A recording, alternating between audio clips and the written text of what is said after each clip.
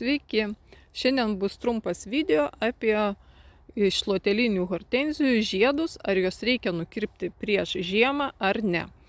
Tai va dabar akivaizdžiai, kaip sako, vieną kartą geriau pamatyti, negu 10 kartų išgirsti. Tai va jūs dabar pamatysit rezultatą, kai būna žiema, kai šiemet buvo žiema. Daug sniego buvo ir šlapės sniegas buvo, ir lietaus, vienu žodžiu, ir vėjo daug. Ir koks rezultatas būna, kai mes neapkerpam šluotelinių hortenzijų žiedynų. Nes šiaip visas aš esu apsikirpusi, bet nespėjau keletą hortenzijų apkirpti. Čia naisvat yra ir dar yra viena hortenzija, kur yra žiedynai nepilna viduriai, o tokie kaip šluotelė ir tokie kaip su drugeliais tokie žiedeliai. Vat parodysiu irgi koks rezultatas, nes kiti sako, aš nekerpu tų, kur lengvi žiedai yra, nes jie puikiausiai žiemą nieko neatsitinka. Nu tai vat parodysim dabar, kaip tai atrodo. Vaizdas yra, man asmeniškai tai visiškai nepatinka, todėl kad yra labai daug žiedų lūžusių ir nukritusių. Ir po to, kai sukyla vėjas, tai ir po kiemą nešioja, gaunasi visiškas šiukšlynas. Tai vat nuo sniego va taip vat nulūžta, tabaluojasi, kiti nulūžta, nukrenta, kiti lieka tabaluotis, o dabar buvo lietus, tai šlapios, tokios tie žiedynai šlapi, varva, va čia va prikritę visur, vienu žodžiu, vaizdiškai nieko gražaus. Aišku, čia nieko tragiško, tik tai vaizdas nekoks, bet yra labai nekokia situacija, kai lūžta visai kitoj vietoj. Dabar parodysiu, man labai pasisekė, kad kiek aš apžiūrėjau šitas hortenzijas, kad lūžo tik tai viena šaka, bet jinai lūžo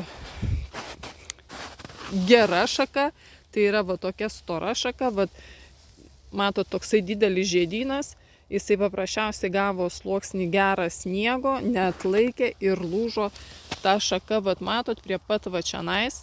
Ir dabar aš ją privalėsiu va čia kirpti ir prarasti va šitą šaką. Nes iš esmės dabar ant va šitos šakos, matot, va prikritę visko, ant va šitos šakos buvo 3 atšakos, nes va čia va praeitais metais buvo kirpta. Ir yra 2 gana silpnos ir viena buvo labai stora, gera šaka.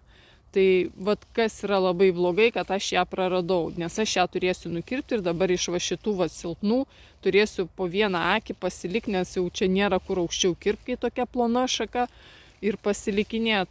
Tai esmė tame, kad visa laimė, kad pas mane lūžo tik tai viena, daugiau tokių lūžusių nėra. Tai koks rezultatas būna, kai neapkirpi žiedynų, vaizdas toksai. Dabar parodysiu, kaip atrodo apkirptos.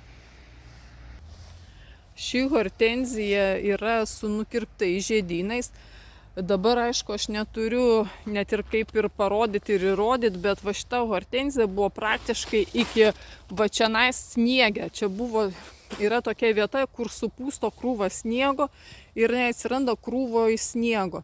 Esmė tame, kad jinai visa sveika, net jokia ploniausia šakelė, nes aš rudenį niekada neiškerpu tų plonų šakų, viską palieku, nukerpu tik žiedynus. Tai niekas neišlūžo, absoliučiai. Paprasčiausiai vien dėl to, kad nebuvo sverto to žiedyno, kuris gauna sniego ir va taip laužia tą visą stiebą. Tai rezultatas yra toksai. Parodysiu dar keletą hortenzijų. Čia vanila yra irgi puikiausiai išsilaikiusi, iš vis nėra nei vienos šakos, kuri būtų lūžusi. Viskas puikiausiai. Aišku, tų dabar smulkių šakelių pilna, reikės po kokių poros savaičių. Esmė tame, kad aš žiūriu orus, kažkur tai vasario pabaigoje, kovo pradžioje genių hortenzijas, bet sulaukiu sauso oro. Nes dabar, kai aš filmuoju, tai yra tokia kaip dulksna ir drėgmė gana didelė, tai tikrai genėt nepatariu tokiu oru, nes to žaizdos turėtų būti sausai ir uždžiūti.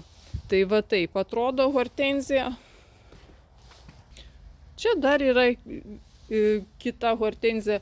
Esmė tame, kad visos jos vienodai gerai įsilaikiusios, tos, kurios neturėjo žiedynų paliktų žiemai.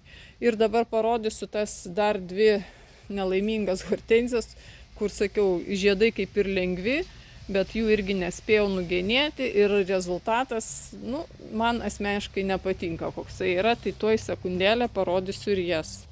O štai vat ir hortenzija, apie kurią kalbėjau, kuri yra vat ir su lengvais žiedynais tais, vat kai yra tokie kaip drugeliai, jisai yra nepilnaviduris, kaip ir atrodo neturėtų kažkur tai čia tas sniegas labai užsilaikyti, bet kadangi buvo žiema, labai daug sniego buvo žiemą ir paprasčiausiai jie neatlaikė, vat irgi aplūžo, visur aplūžė, va taip kabalioja ir šiaip vat, tas įlūžimas, vat tos žaizdos tokios, vat, nieko gero ir čia pilna apačia, aišku, kai vėjas sukyla, tada po visą sklypą nešioja, po kiemą, tai nežinau, vat rezultatas yra toks, kad va čia vat išlūžė irgi jau tik gabaliukas likę šakos, vaizdas visiškai, man asmeniškai apgailėtinas.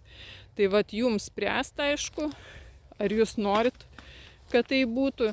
Aš nesakau, kad kiekvieną žiemą taip atsitiktų, jeigu paliktumėt negenėtas, bet aš tai stengsiuosi daugiau taip nepasilikti savo hortenzijų, nes, tikrai labai jau prastai atrodo vaizdas ir kieme, ir pačiai hortenzijai tikrai nieko čia gero nėra.